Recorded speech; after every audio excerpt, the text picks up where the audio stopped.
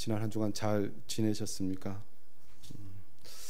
요즘 믿음으로 살아간다는 것이 참 힘든 그런 시대를 우리 모두가 살고 있습니다. 그렇지만 우리는 나그네로서 영원한 천국을 바라보면서 오늘도 한 걸음 한 걸음 걸어가는 그런 인생이고, 또 그 모든 것을 보시고 하나님께서 기뻐하시는 그런 우리 모두가 되기를 원합니다. 여러분이 신앙생활을 하는 것에 대해서 이 존 번연은 철로 역정을 가지고 우리에게 비유로 가르쳐 줍니다. 장차 망할 도성을 떠나서 천성에 이르는 그 모든 과정이 있는데요, 그것을 보면 영적 비밀들이 그곳에 많이 교훈으로 주어집니다. 그 한 단계 한 단계마다 모든 그리스도인들이 어떤 부분에서는 통과해야 되고, 또 모든 그리스도인들이 그 단계를 통해서 하나님께 영광 돌리고 또 하나님의 은혜를 맛보는 것, 그것이 기록되어 있는데요, 그 말씀 볼 때마다 저는 나는 과연 어디까지 와 있을까라는 질문을 하곤 합니다. 여러분은 철로 역정 그 여정 중에서 어디쯤에 와 있다고 생각하십니까? 아니면 나의 믿음의 크기는 어느 정도인가? 더 나아가서 나의 믿음은 정말 잘하고 있는가? 라는 것을 한번 생각하기를 원합니다. 데살로니가 후서 1장 3절에 사도 바울이 데살로니가 교회를 향하여 이렇게 편지합니다. 형제들아, 우리가 너희를 위하여 항상 하나님께 감사할지니 이것이 당연함은 너희의 믿음이 더욱 자라고 너희가 다 각기 서로 사랑함이 풍성함이니라고 말씀합니다. 사도 바울이 데살로니가 교회를 세우고 그 교회에 대해서 기도하고 또 그 교회에 대한 소식을 들으면서 그 교회의 성도들의 믿음이 더욱 자라고 있는 것에 대해서 하나님께 감사했다는 것입니다. 성도들은 믿음이 자라야 합니다. 교회도 믿음이 자라야 합니다. 그것이 하나님께서 교회를 세우신 목적이고, 더 나아가서 우리 성도들이 하나님 앞에 서야 할 본 모습이라는 것입니다. 그런데 누가복음 18장 8절에 주님께서 인자가 올 때 세상에서 믿음을 보겠느냐라고 말씀하십니다. 사실 믿음이 자라는 것, 믿음이 있는 사람을 찾는다는 것은 그렇게 쉽지 않습니다. 그런 의미에서 저와 여러분이 이 시대 하나님께서 찾으시는 믿음의 사람이 되기를 원합니다. 그리고 힘들고 어려운 시절이지만 날마다 믿음이 자람으로 하나님의 기쁨을 더욱더 충만하게 하는 그런 인생이 되기를 원합니다. 예수님께서 제자들을 부르시고 이 3년 반 동안, 공생의 기간 동안 제자들을 훈련시키셨습니다. 예수님을 제일 처음 만났을 때의 제자들의 모습과 예수님께서 십자가에 달리실 때, 더 나아가서 예수님께서 이 부활 승천하실 때 그 제자들의 모습은 분명히 달랐을 것입니다. 처음에는 그저 예수님이 좋아서 쫓아왔다가 점점 예수님의 말씀을 듣고 하나님 나라의 비밀을 알고 또 자신이 어떻게 살아야 할지에 대해서 늘 고민하면서 그렇게 시간을 지내왔을 것입니다. 그래서 3년 반이라는 시간은요, 어떤 분에서는 그렇게 짧은 시간이 아닙니다. 참 예수님과 함께 제자들이 했는데, 요즘 학교 다니는 것처럼 아침에 갔다가 오후에 와서 하는 시간은 하루 하면 그렇게 길지 않을지도 모릅니다. 그런데 예수님께서는 제자들을 데리고 다니시면서 그야말로 아침 식사, 점심 식사, 저녁 식사도 잘 같이 하시고, 그야말로 밤에도 늘 같이 주무시고 하면서 그야말로 3년 반 동안을 예수님과 제자들이 동고동락을 했습니다. 그래서 예수님이 하시는 모든 말씀을 듣고 예수님께서 하시는 모든 행동을 그야말로 보고 예수님과 함께 했는데요, 그 시간이 그렇게 짧은 시간이 아니었다는 것입니다. 그런데도 불구하고 제자들은 오늘 말씀 보니까 예수님 앞에 꾸중 같은, 그야말로 꾸중 아닌 꾸중을 듣습니다. 어떤 꾸중을 듣습니까? 21절 말씀 오늘 설교 제목으로 삼았는데요, 이르시되 아직도 깨닫지 못하느냐. 제자들에게 많은 말씀을 가르치셨는데 깨닫지 못했습니다. 그런데 여기까지는 우리는 보통 깨닫지 못하는, 나도 이해가 잘 안 돼, 이런 게 가끔 우리도 있잖아요. 그런데 예수님께서 아직도, 사실 우리의 표현으로 하면 정말 답답하다는 것입니다. 그렇게 많은 시간, 그렇게 많은 말씀으로 가르치셨음을 불구하고 이제는 이 정도 자랐으면 좋겠는데 아직도 깨닫지 못하고 아직도 자라지 못하고 있는 제자들을 향해서 주님께서 안타까운 마음으로 꾸중 같은 그야말로 말씀을 하셨다는 것입니다. 오늘 시대 우리의 믿음은 어떻게 되어 있습니까? 믿음이 자라고 있습니까? 여러분 뭐 신앙생활 1년, 5년, 10년, 뭐 20년, 30년 정말 태어날 때부터 지금까지 신앙생활 하셨는데요. 날마다 신앙이 지금 자라고 있습니까? 말씀을 들으면 들을수록 정말 늘 기쁨이 더 넘칩니까? 그래서 사실 가만히 보면요.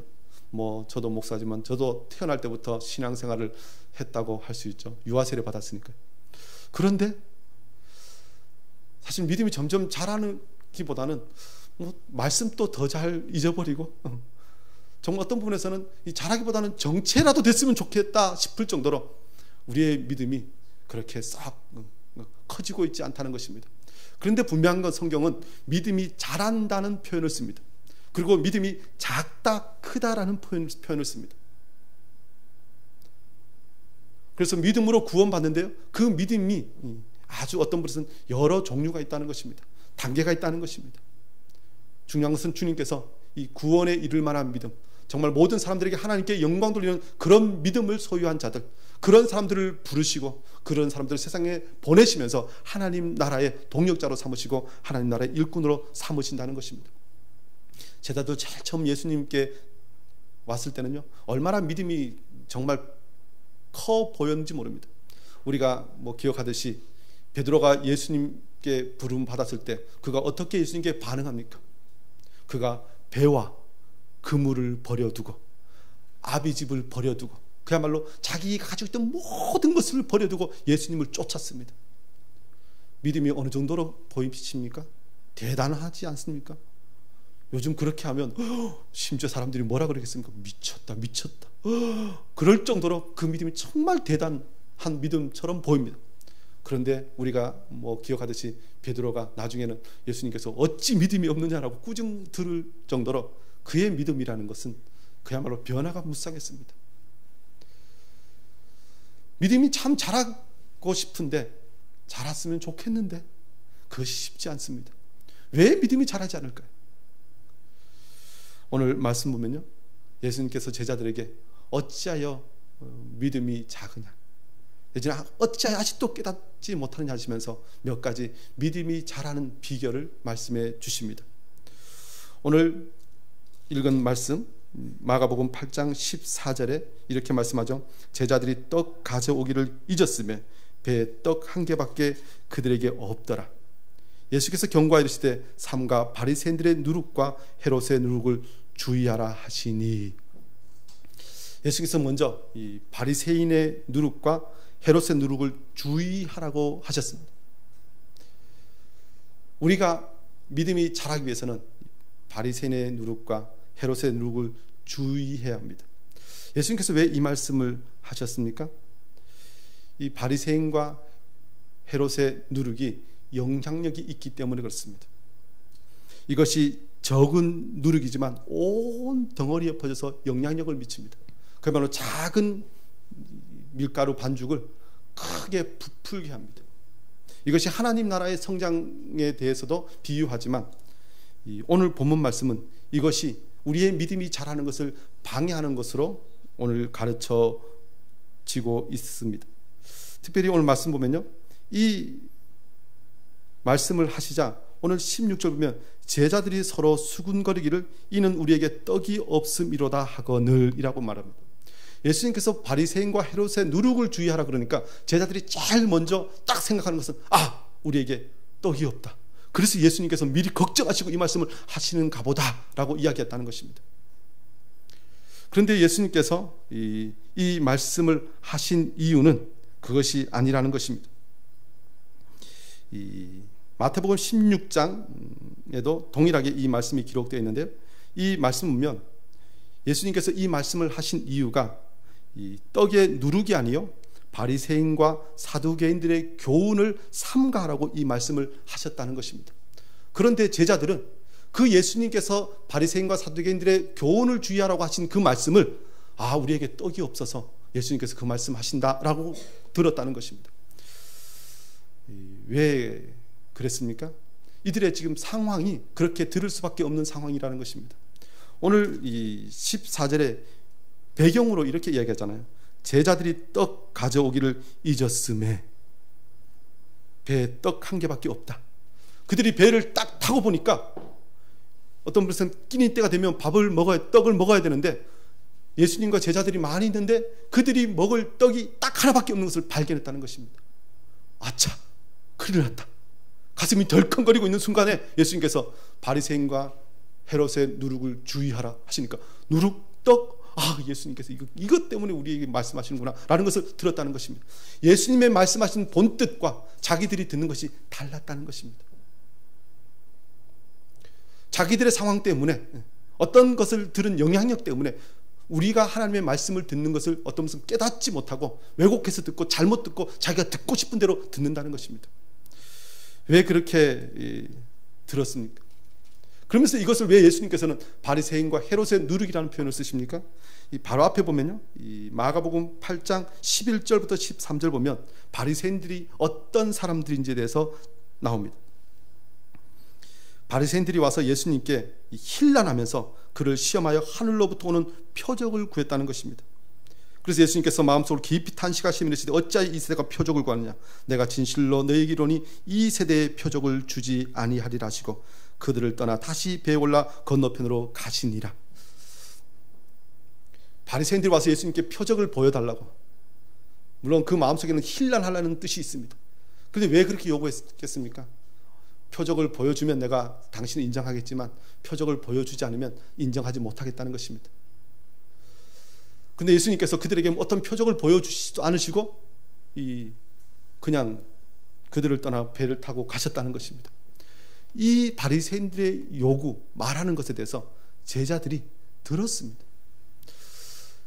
왜 예수님께서 표적을 보여주시지 않으실까 하면서 막 이런저런 생각이 그 속에 있었을 텐데, 그 이후에 예수님께서 떡에 대해서 말씀하시고 이런저런 걸 하시니까 제자들의 생각이 어떤 부분에서는 그런 것들로 가득 차 있다는 것입니다.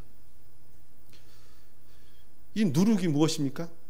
누룩은 들어가면 그것을 빵을 아주 부풀게 하면서 빵을 부드럽게 하고 맛있게 합니다.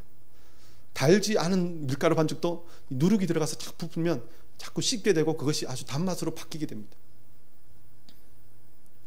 영향력이 있습니다. 그리고 강력합니다. 요즘 표현을 하면 글루텐 중독이라는 표현도 있더라고요. 밀가루도 그렇게 중독되는데 이 누룩이 아주 큰 영향력이 있는데, 특별히 이스라엘 백성들에게는 이 유월절이라는 절기가 있죠. 이 유월절 절기를 다른 표현으로 하면 무교절이라는 표현을 씁니다. 이 무교절은 그야말로 누룩이 없는 절기라는 뜻이죠. 이스라엘 백성들이 유월절 일주일 동안 절기를 지키는데 이때는 누룩이 들어가 있지 않은 떡을 먹어야 합니다. 이것을 유월절에 무교절에 하라고 명하신 이유는 이스라엘 백성들이 애굽에서 나올 때 그들이 급히 나와야 하기 때문에 이 반죽이 있는데 이것이 그야말로 발효되지 않은 반죽을 싸들고 이스라엘 사람들이 애굽을 탈출한 것을 기억나게 하시기 위해서 이 무교절 유월절을 지키게 하셨습니다. 그 이후에 이스라엘 백성들은 이 유월절을 지키는데요, 이 유월절을 지킬 때 이 성경에 명령하기를 너희들이 이 유월절 무교절에 이 누룩을 넣지 않은 빵을 먹어라 라고 하시면서 더 나아가서 무엇을 명령하셨냐면 너희 집에 누룩이 발견되지도 못하게 하라라고 표현했습니다. 그 누룩을 안 넣는 정도가 아니라 이 집에 누룩을 아예 두지 말라는 것입니다. 왜 그러셨을까라고 생각해 보면 사람은요, 반죽하다가 습관처럼 옆에 누룩이 있으면 집어넣습니다. 우리가 요리하다가 그냥 있으면 소금 넣지 말아야지 하면서도 아이고 하고 그냥 아무 생각 없이 소금 넣는 것처럼 누룩이 있으면 그냥 집어넣습니다. 이스라엘 백성들에게 누룩이 발견되지 못하도록 하라고 말씀하신 것은 아예 옆에 있으면 그것이 영향받기 때문에 그것을 범할 그런 어떤 부분에서는 기회가 되기 때문에 그것을 멀리하라는 것입니다. 오늘 이 바리새인과 헤롯의 누룩을 주의하라는 표현과 너희 집에서 발견되지 못하도록 하라는 표현과 비슷합니다.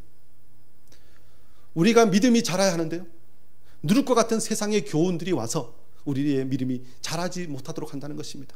이것이 얼마나 강력하냐면요, 그냥 죽여도 계속 나타납니다. 그런데 이 특별히 바리새인과 헤롯의 누룩은 특징이 있습니다. 이 바리새인은 그 당시 종교적으로 성공한 사람들입니다. 많은 사람들이 따라다니면서 어떤 하나님의 말씀에 대해서 묻고 배우기를 원했던 사람들이 인정하는 사람들입니다. 신앙적으로 아우 괜찮은 사람들 하고 사람들이 인정해 줍니다. 그러니까 그 말에 권위가 있습니다. 제자들도 다 버리고 예수님을 쫓았지만 바리새인들에 대한 그야말로 군중들의 모습을 알기 때문에, 그들이 그동안 수백 년 동안 많은 사람들에게 가르쳐준 그 영향력을 알기 때문에 그들의 말에 영향력을 받습니다. 그들의 말에 예수님께서 이런저런 것으로 자신들의 보기에 제대로 반응하지 않는 것 같으니까 예수님의 말씀에 대해서 이 누룩이 모든 것을 변화시키는 것처럼 그들의 마음을 세상적으로 바꾸고 있다는 것입니다. 헤롯은 어떤 사람입니까? 그야말로 분봉왕입니다. 로마에 의해서 임명되었지만 그들은 이 유대 지역뿐만 아니라 이 갈릴리 지역에 영향력을 미치고 있습니다.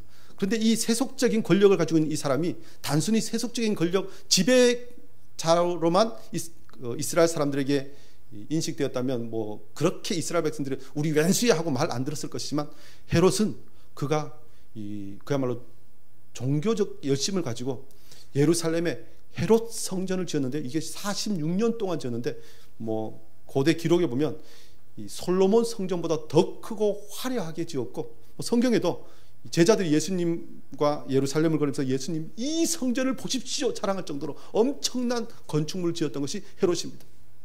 그러니까 이 헤롯이 어떤 분은 정치적으로 또 사회적으로 성공한 것들을 가지고 말하는 것들에 대해서 이 제자들이 영향을 받습니다.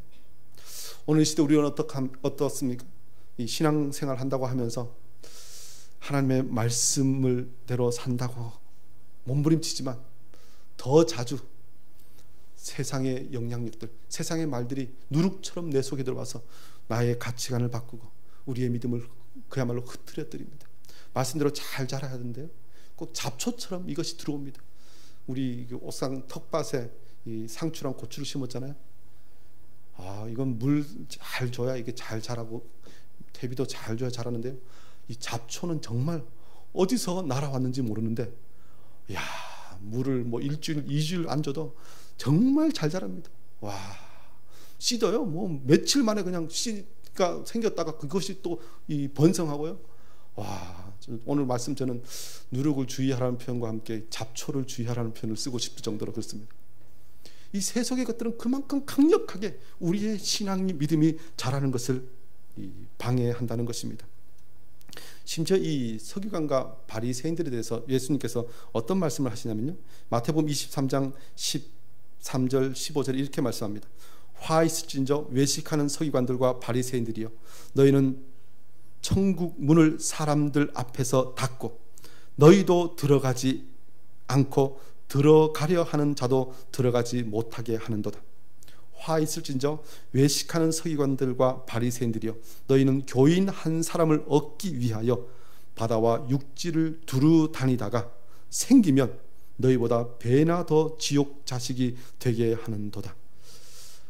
종교적 열심이 대단하죠.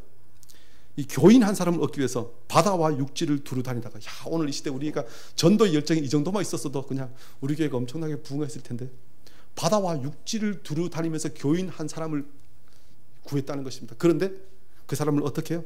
너희보다 배나 더 지옥 자식이 되게 하는도다. 오늘 이 시대 이 한국교회 상황 어떻습니까? 아니면 우리가 이 신앙생활을 잘한다고 하는 것, 하나님 앞에 축복받았다고 하는 사람들에 대한 기준이 어떻습니까?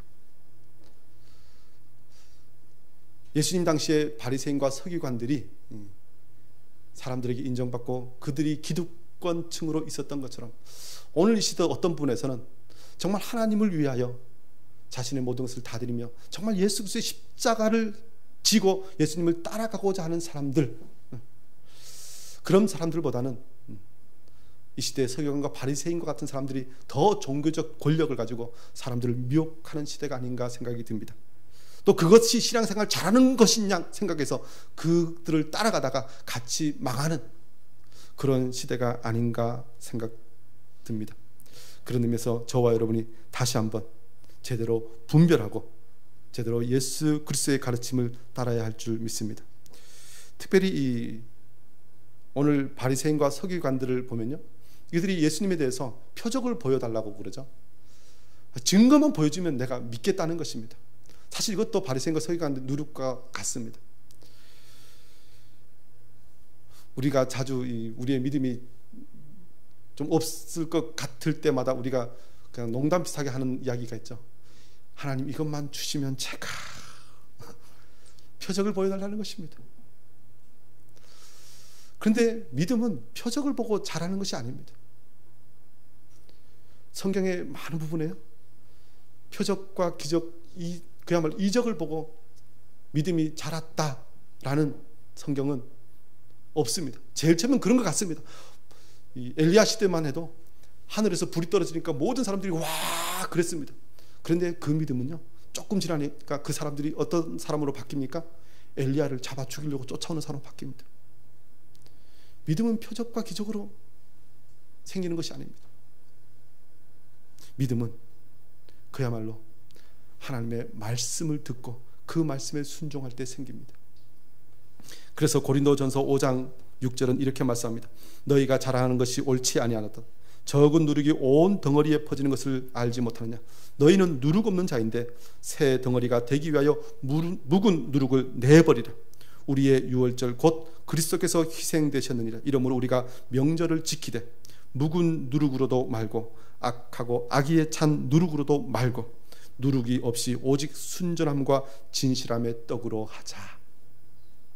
누룩 없이 순전함과 진실함의 떡으로 하자는 것입니다. 하나님의 말씀, 예수 그리스도의 그 말씀으로 우리의 믿음이 자라는 것입니다. 사실 요즘 과학 문명이 발달하고 뭐 이런저런 일들이 많이 있으니까 사실 뭐 교계 안에서도 이런 다양한 시도들을 할 때요, 뭐 특별히 창조 과학회 뭐 이런 것도 있죠. 그리고 어떻게 하든지 이 세상의 어떤 것들을 가지고 이 하나님의 말씀이, 성경 말씀이 진리인 것을 증명하려고 하는 시도들이 사실 있었습니다. 뭐 과학적으로도 증명하고요, 뭐 사회 인간관계적으로도 증명하려고 하는 많은 일들이 있습니다. 그리고 심지어 뭐 경영이라든가 뭐 이런 것에서도 예수님의 말씀이 이런 곳에 적용되면 이렇게 놀라운 일이 있다고 하면서 세상의 것들과 말씀을 섞어서 어떻게 하든지 하나님의 말씀이 뭐 나름대로는 진리라고 증거하고 싶어하는 많은 시도들이 있었습니다. 그런데 결론적으로 보면요, 하나님의 말씀이 진리인 것을 세상의 어떤 것으로 증거하면 무엇에 더 권위가 있습니까? 최종 권위가 무엇을 증거하는 그것에 더 권위를 두게 됩니다. 예수님의 말씀이 권위가, 최종 권위가 있어야 되는데 세상의 어떤 것으로 예수님의 말씀이 진리인 것을 증거하면 결국 예수님의 말씀을 훼손하게 된다는 것입니다. 오늘 조금 전에 읽어드린 말씀을 하면 순전함과 진실함의 떡이 되지 않는다는 것입니다. 세상에 누룩이 섞여와서 주님의 말씀을 온전히 믿지 못하게 한다는 것입니다. 그런 의미에서 저와 여러분은 다시 한번 우리의 믿음이 자라기 위해서 순전하신 예수 그리스도의 말씀을 듣고 우리의 믿음이 자라기를 원합니다. 바리새인과 헤롯의 누룩을 주의하고 오직 예수 그리스도의 말씀, 성경 말씀만이 진리임을 믿고 그 말씀 앞에 나아가는 저와 여러분이 되기를 원합니다. 로마서 10장 17절에 이렇게 말씀하죠. 그러므로 믿음은 들음에서 나며 들음은 그리스도의 말씀으로 말미암느니라. 그리스도의 말씀을 듣지 않고는 믿음이 자랄 수 없습니다. 우리의 믿음이 왜 자라지 않는가 가만히 보면요, 결국 말씀을 듣지 않은 것입니다. 성경을 읽지 않았습니다. 말씀 앞에 더 가까이 나아가지 않았습니다. 이미 알고 있다라고 생각하면서 말씀을 가까이 하지 않습니다. 그런데 오늘 제자들에게 주님께서 뭐라고 말씀하십니까? 아직도 깨닫지 못하는. 그런데 오늘 두 분 말씀, 이 후반부에 보면요, 예수님께서 제자들에게 아주 답답한 심정으로 말씀하시는데 너희들이 눈이 있어도 보지 못하고 귀가 있어도 듣지 못하고 기억하지 못하고 아직도 깨닫지 못한다라고 말씀합니다. 우리가 예수님의 장성한 분량에 충만한다까지 이르러야 하는데요, 제자들은 요 정도면 되었다 하고 그냥 예수님을 그냥 따라다니고 있다는 것입니다. 그냥 보고 있다고 생각하고 듣고 있다고 생각하고 알고 있다고 하면서 예수님께 더 가까이 나아가기를 멈추었다는 것입니다. 그런데요, 믿음은 예수님께 더 가까이 나아가서 점점점 자라야 합니다.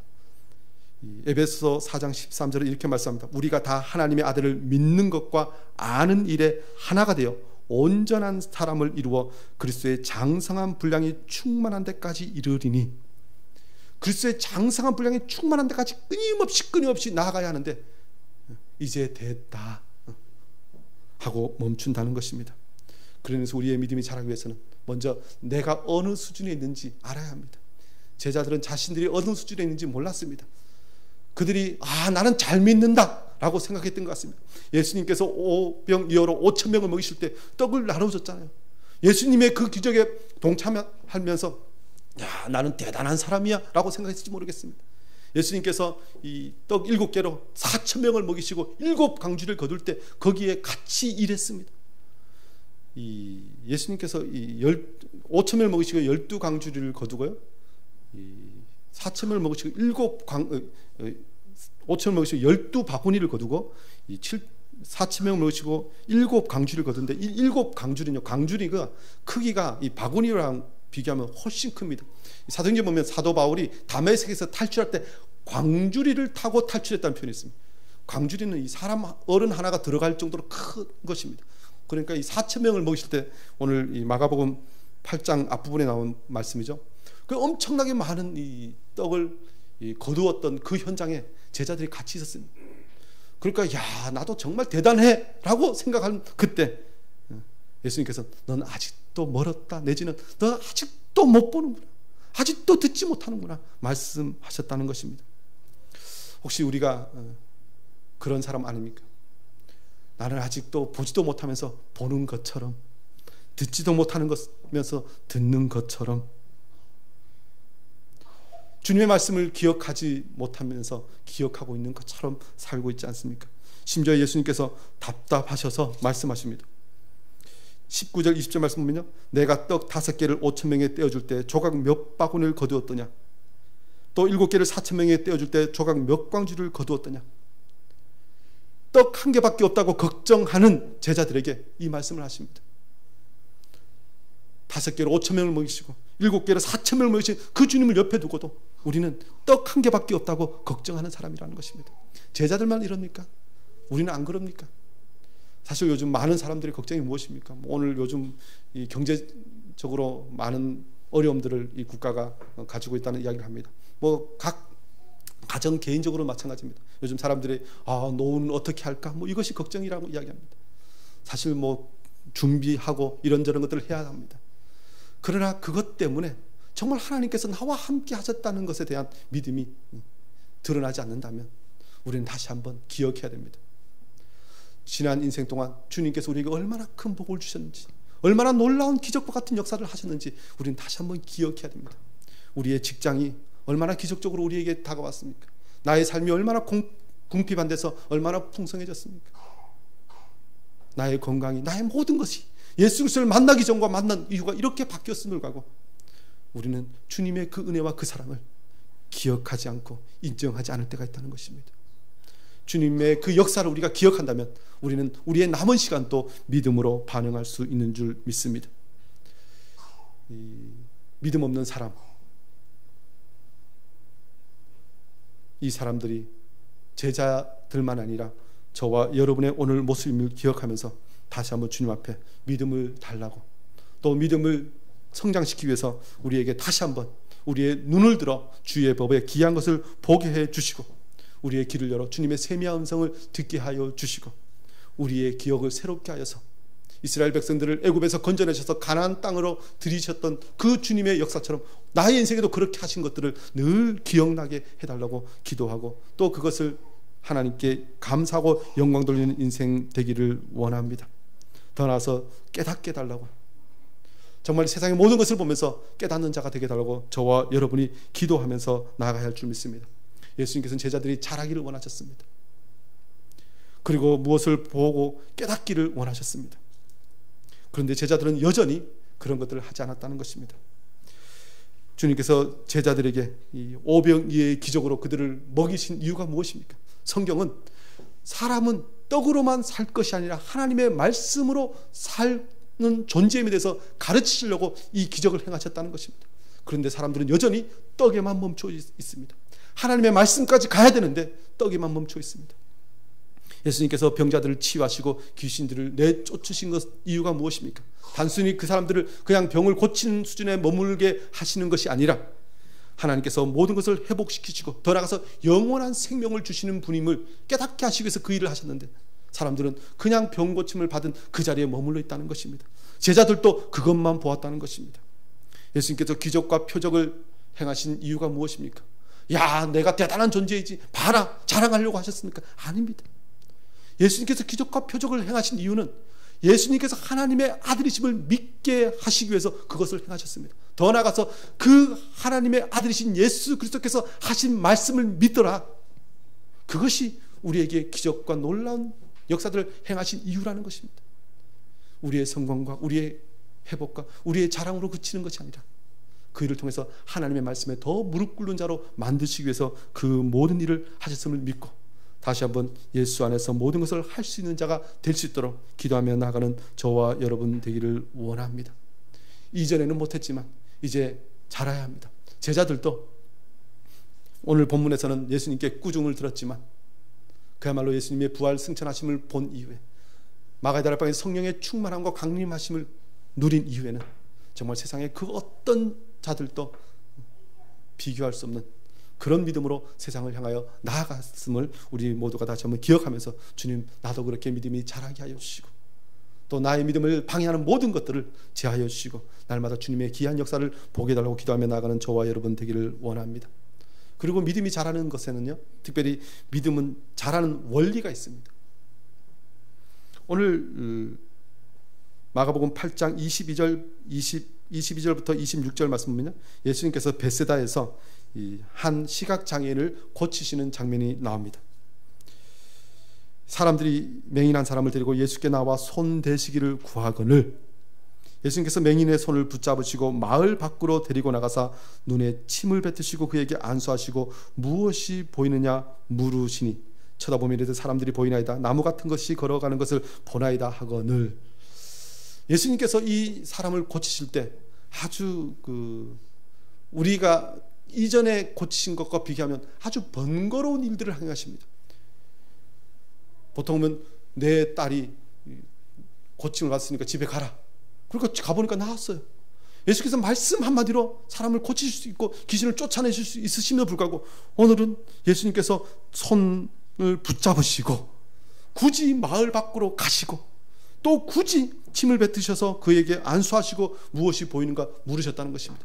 그런데 더 놀라운 것은요, 예수님께서 그렇게까지 하셨으면 단번에 깨끗하게 고치셔야 되는데 예수님께서 야, 뭐가 좀 보이냐? 물으시니까 이 사람이 뭐라 그러죠? 뭐가 지나가는데 이 나무 같은 게 뭐 걸어간대요. 이 시각장애인에게는 그냥 나무가 서 있는 것이나 사람 서 있는 것이나 그가 손으로 만져서 그동안 알고 있던 지식에 비하면 나무 같은 것이 그냥 걸어가는 것 보입니다. 그야말로 우리가 표현하면 완전하게 고치시지 않으셨어요. 그런데 그 다음에 예수님께서 뭐라고 말씀하시죠? 25절 보면 이에 그 눈에 다시 안수하심에 그가 주목하여 보더니 나아서 모든 것을 밝히 보는지라. 결국은 주님께서 밝히 그의 눈을 보게 하시고 고쳐주셨습니다.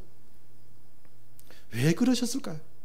그냥 한마디로 깨끗하게 고쳐주시고 모든 사람들이 보는 앞에서 그렇게 하시지 왜 굳이 이렇게 번거롭게 하셨을까요?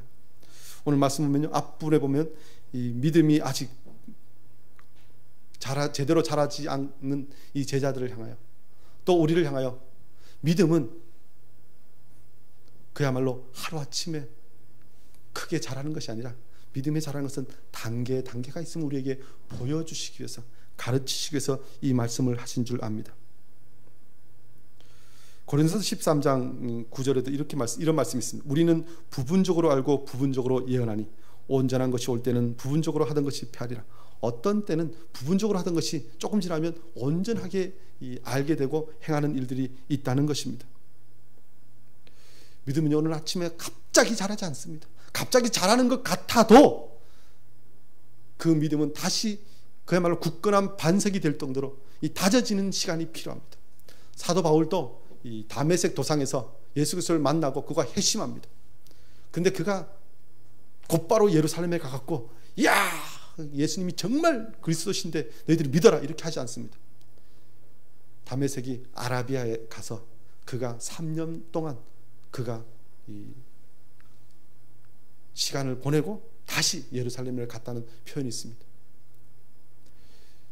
말씀을 듣고 지금 믿음이 있는 것 같지만 그 믿음이 철저히 그 삶 가운데서 다져지고 그 삶에서 능력으로 드러내기 위해서는 시간이 필요하고 단계가 필요합니다.